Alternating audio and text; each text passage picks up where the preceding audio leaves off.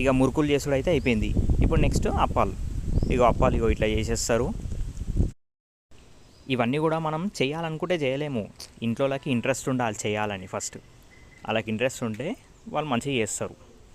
ఇంకోటి ఏంటంటే మనకు కూడా అదృష్టం ఉండాలి ఇవి తినాలంటే. నేను చాలామంది ఇంట్లో చూస్తా, అరే మా మమ్మీ అన్ని అన్నం చేయదనా పోయి ఒక హాఫ్ కిలో అన్నీ చేస్తుంది, ఆ పూటకి అయిపోతాయి అని. మరి మీ ఇంట్లో ముచ్చట ఎట్లుంటుందో కామెంట్ చేయండి.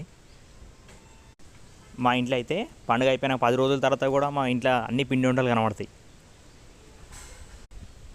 ఇట్లా మా మమ్మీ మా డాడీ చేస్తారు.